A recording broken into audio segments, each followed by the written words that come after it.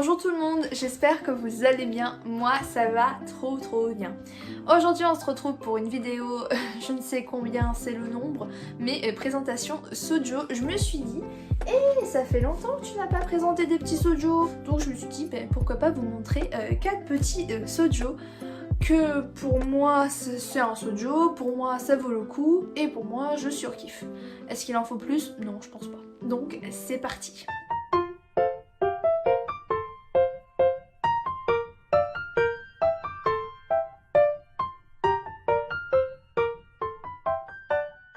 Donc en premier, je vais vous présenter Rent and Girlfriends de chez Noël Graft. Pour moi, je ne sais pas dans quoi ils le mettent. Franchement, je ne sais pas s'ils le mettent dans un shoujo, shonen ou que ce que vous voulez. Mais pour moi, je le mettrai dans un shoujo. C'est un manga qui existe en animé sur Crunchyroll. Bon, personnellement, c'est sur Crunchyroll que je l'ai vu. Il y a une saison pour l'instant de 12 épisodes, si je ne dis point de bêtises. Et là, pour l'instant, on est au tome 3 sorti. Alors, attendez. Oui. Tome 3. Le tome 4 sort ce mois-ci, au mois d'octobre. Donc j'ai hâte de savoir un peu plus, voir si on est toujours dans l'histoire de l'animé ou si on découvre des petites nouveautés. Donc si vous ne connaissez pas, c'est l'histoire d'un jeune garçon qui vient de se faire larguer, très clairement. Et sa copine, voilà, le détruit. Voilà, bon, bref, histoire tragique. Hein. Et du coup, il se dit, bon, mercredi, qu'est-ce que je fais? Et du coup, il va sur un site où il découvre des copines à louer. Et il se dit, c'est bizarre, d'où je peux avoir une petite copine comme ça rien qu'en la louant. Du coup, il va essayer ses services et tomber sur notre jeune fille ici présente, dont je ne sais plus le nom. Sur Chizuru Mizura. Donc il va la découvrir, il va la louer, donc il doit la payer et il va se rendre compte, waouh c'est trop beau, tout mignon, elle est super gentille.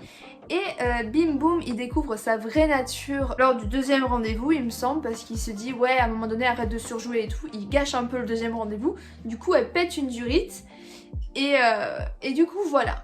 Il découvre un peu sa vraie nature, il se sert un peu d'elle pour sa famille, etc. Les deux grands-mères des deux se connaissent, du coup ça crée un petit truc, du coup c'est compliqué d'arrêter les services. Une vraie histoire d'amour va sûrement se créer entre nos deux jeunes petits couples. Donc c'est assez marrant, surtout qu'on découvre de nouveaux personnages, donc une autre copine à louer, on découvre un de ses potes au mec. On voit un peu plus l'ex qui refait surface, hein, du coup évidemment, vu qu'elle voit une nouvelle copine, l'ex redébarque. Donc voilà, c'est vraiment beaucoup d'humour, beaucoup de fait mignon, moi je trouve ça mignon. Et en plus de ça, c'est un sujet vraiment que je n'ai jamais vu ailleurs dans d'autres mangas. Copine à louer, j'ai jamais vu. Donc c'est vraiment très bien. En plus les covers sont incroyables.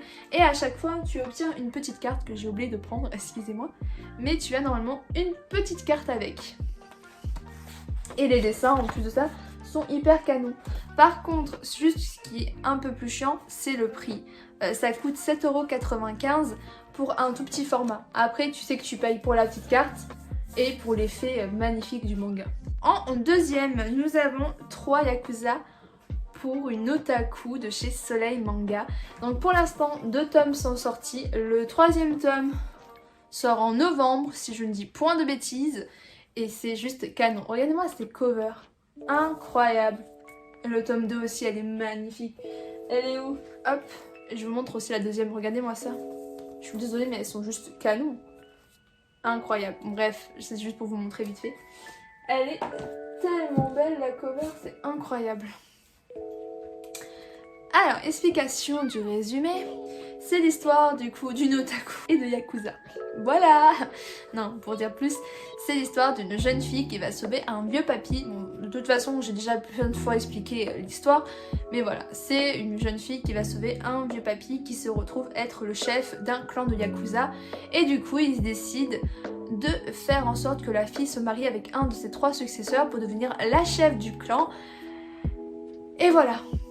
Donc du coup, elle a 1 mois, 3 mois, je sais plus. Elle a un temps parti. Est-ce que c'est dit là? Non, c'est pas dit. Ah. Bon, elle a un certain temps pour se décider sur lequel elle va épouser. Donc en fait, dans chaque tome, à peu près, on découvre un garçon. Et mon préféré pour l'instant, c'est celui du tome 2, c'est le bad boy, très clairement. J'adore ce personnage. Mais voilà, ils sont super mignons. Et regardez-moi les dessins. Hop, les dessins. Excusez-moi, mais ils sont grave canons. Oh, oula! Voilà. Donc c'est vraiment un petit shoujo simple, classique, tout mignon. Et franchement, quand j'ai lu le tome 1, je me suis dit ouais, c'est un petit classico quoi. Et en lisant le tome 2, j'ai vraiment apprécié beaucoup les personnages et vraiment on s'accroche à eux et on a hâte de voir du coup avec qui elle va finir. Et du coup, t'es là en mode voilà, tu veux savoir la suite, très clairement. Ensuite, on va passer maintenant dans deux shoujo très classiques que je suis sûre que la plupart des gens fans de shoujo qui regarderont cette vidéo les connaîtront. Ou sinon, c'est que vraiment vous avez passé à côté d'une pépito. C'est Fruits Basket, l'édition double. Qui est un vrai bébé, qui est incroyable, qui est juste trop bien. C'est the life. C'est ma life. J'adore Fruits Basket. Je me suis tapé du coup les 3 saisons du nouveau Fruits Basket qui est sorti sur Wakamin, ADN. Et c'est tout, il me semble. C'est vraiment trop bien. En plus de ça, moi j'aimais pas la première édition. Très clairement qu'ils ont sorti, je la trouvais moche, trop vieille. J'étais trop contente quand ils ont sorti celle-ci. Je suis passée à côté parce qu'au moment où c'était sorti, j'étais lycéenne. Donc lycéenne veut dire sans sous. Pauvre. Donc du coup je ne pouvais pas me l'acheter et je me le suis acheté il y a pas si longtemps que ça. Je me suis acheté en juin. Je me suis pris l'intégrale d'un coup en occasion sur Vinted. Une pépito d'affaires que je me suis fait. J'étais trop contente. Sachant qu'un tome ça coûte 12 €. Ça fait mal. Hop, et en tout tu as 12 tomes. Les dessins en fait ils sont version ancien mais un peu retravaillés. Et c'est trop bien. Si vous ne connaissez pas, regardez l'animé. Surtout qu'en plus maintenant t'as tout l'animé qui est adapté en manga. T'as tout le manga adapté en animé. Donc c'est encore 2 fois mieux.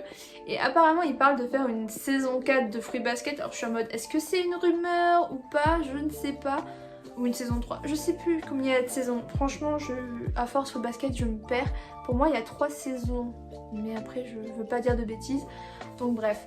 C'est super bien, c'est l'histoire de Toru, une jeune fille qui a perdu sa mère et que du coup va vivre chez son grand-père. Mais petit bémol, son grand-père fait des travaux, du coup elle dit t'inquiète papy, nos soucis, je vais dormir chez mes potes, t'inquiète, je gère. MDR qu'elle gère, elle se retrouve dans une tente dans le territoire des Soma et un jour elle va se faire cramer en fait tout simplement et du coup elle va se retrouver à vivre chez les Soma.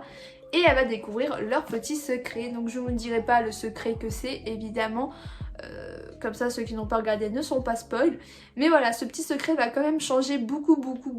Et du coup, elle va tout faire pour les libérer de cette malédiction. Voilà. C'est vraiment un shoujo pur, classique. J'adore le personnage de Kyo. Kyo. J'ai un gros bug de Toru et Kyo. Ouais, ça fait bizarre quand tu le lis dans ta bouche. Mais bref, ce couple est trop mignon, trop chou. Donc vraiment, c'est que du bonheur de lire cette pépito. Et pour finir, un autre classique, c'est Sakura, chasseuse de cartes. Donc on peut dire carte captor Sakura. Voilà. Oh, celui-ci j'ai pas dit, c'est chez Delcourt Tokan. Et ça c'est chez Pika, donc c'est les éditions... comment dire? C'est la maison d'édition Pika, mais c'est raccroché à Clamp. Donc voilà, c'est en fait Clamp fait les anciens shoujo, et voilà. Aussi simple que ça. Ils sont trop beaux. Ceux-là sont au prix quand même de 9 €. Non. Oui, 9,90 €, si c'est ça, c'est 9 € le punaise de manga, oui c'est ça.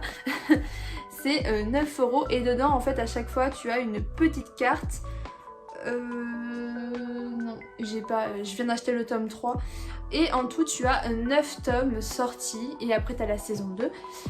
Pour l'instant j'ai que 3 tomes sur 9, mais j'avance sûrement, doucement mais sûrement comme on dit, et c'est juste trop bien. Je vous montre les dessins en plus qui sont magnifiques, ça a beau être vieux, ça se voit qu'ils ont retravaillé les dessins un petit peu, mais c'est juste trop, mais trop canon.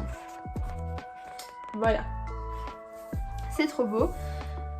C'est l'histoire d'une jeune fille, Sakura, qui va du coup découvrir un jeu de cartes et elle va libérer du coup toutes les cartes qu'il y avait dedans. Par exemple, t'as la carte du vent, donc c'est un esprit du vent et elle doit tous les récupérer, sinon c'est le chaos dans le monde. Voilà. Simple et efficace, comme on aime.